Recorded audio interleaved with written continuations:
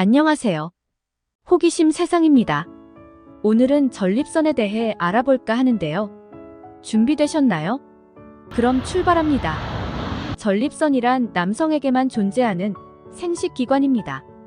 방광 아래에 위치하며 요도를 감싸고 있고 정액 생성 및 정자 운동성에 관여한다고 합니다.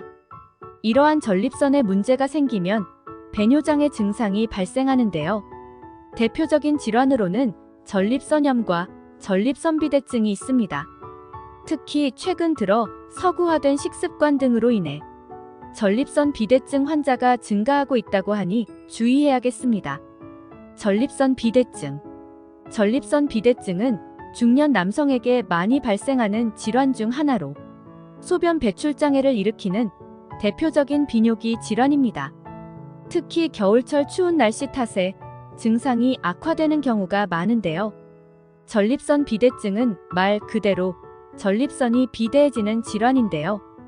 요도 주변의 전립선 조직이 커지면서 방광 하부의 소변이 나오는 통로인 요도를 압박해서 배뇨장애를 일으킵니다. 따라서 40대 이후 서서히 커지기 시작하여 60대 이상에서는 많은 환자들이 경험을 하게 된답니다. 전립선 비대증의 정확한 원인은 밝혀지지 않았지만 노화 현상 등 여러 가지 요인이 복합적으로 적용한다고 알려져 있습니다. 유전적인 영향도 있고 가족력 또한 무시할 수 없는데요. 하지만 최근에는 식생활 변화나 생활 방식의 서구화로 인해 젊은 층에서도 발병률이 증가하고 있다고 합니다. 전립선 비대증의 증상은 소변줄기가 가늘어지고 힘이 없어지며 중간에 소변줄기가 끊어지거나 잔뇨감이 드는 등 다양한 증상이 나타납니다.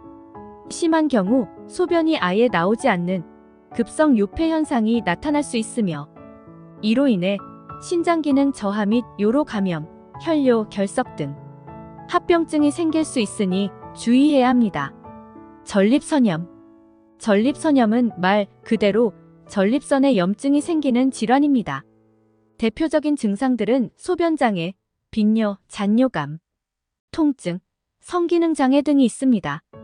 특히나 야간 빈뇨 증상은 수면 중 2회 이상 화장실을 가는 경우이며 배뇨 후에도 방광에 남아있는 듯한 느낌이 드는 잔뇨감 역시 자주 나타납니다.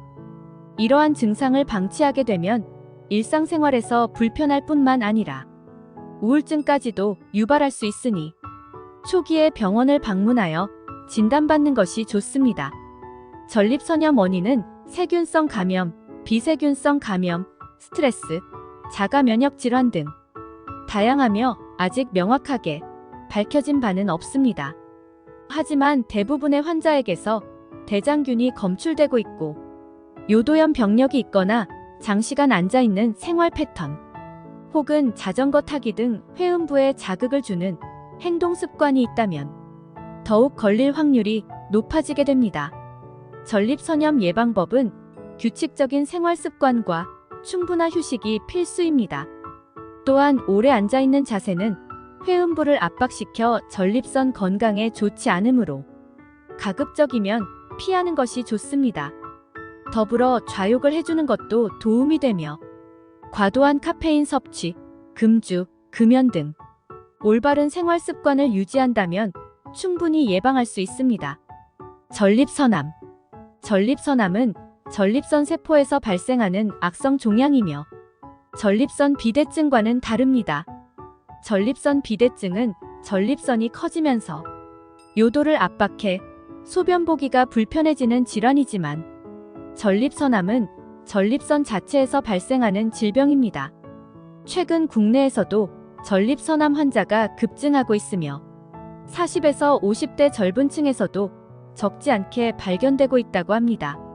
나이가 들수록 발병률이 증가하는데 60세 이상부터는 매년 검진을 받는 것이 좋습니다.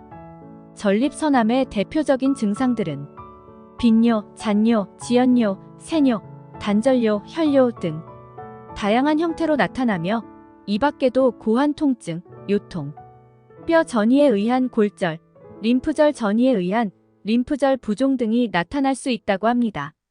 조금이라도 불편한 감이 지속되면 바로 전문의를 찾아가 상담을 받으시는 걸 추천드립니다. 오늘은 전립선에 대해 알아봤는데요. 오늘 영상 도움이 되셨나요? 구독과 좋아요를 눌러주시면 영상을 만드는데 아주 큰 힘이 됩니다. 채널에 방문하시면 유익한 영상들이 많이 준비되어 있습니다. 시청해주셔서 감사합니다.